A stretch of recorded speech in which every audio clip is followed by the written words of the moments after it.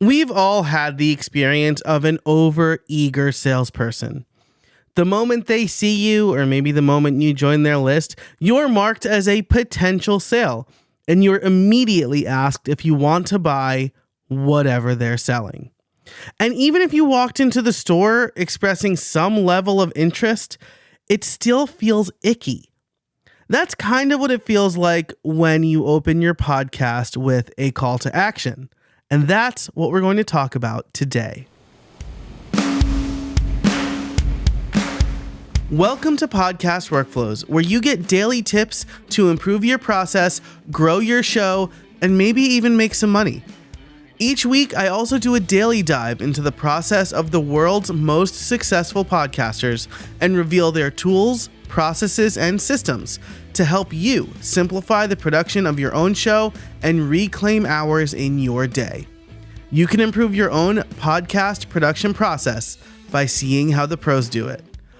I'm your host, Joe Casabona, and today we're going to talk about where exactly you should place your call to action.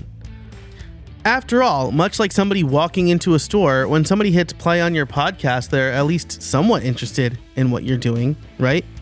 But I realized my pre-roll CTA was a lot like that overeager salesperson, especially to new listeners. I was asking for something before they had time to browse. And like I just said, I doubled down on this philosophy.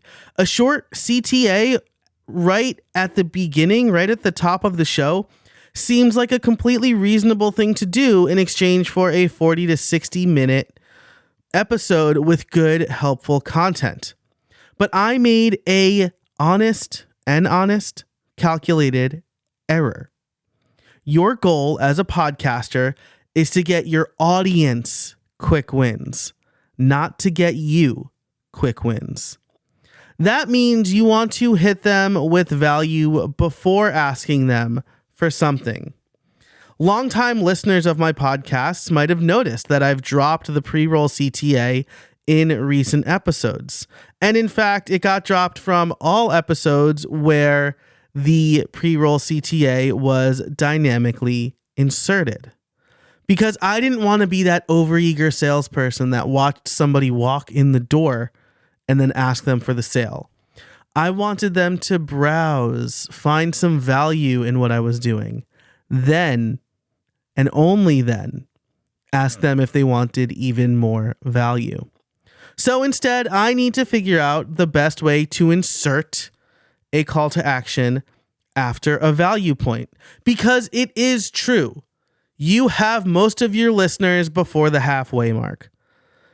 By the time you get to your outro, 70% of people have left.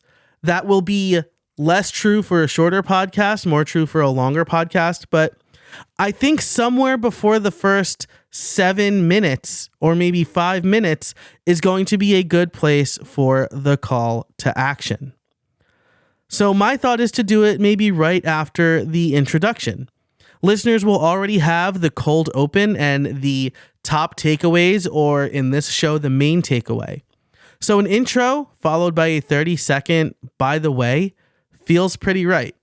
I'm going to try it and I'm going to report back for my members first to see how it's going. And then in a few months, gather more data. See what I did there? I just subtly hinted that I have a membership. And now I'm going to hit you at the end with a call to action.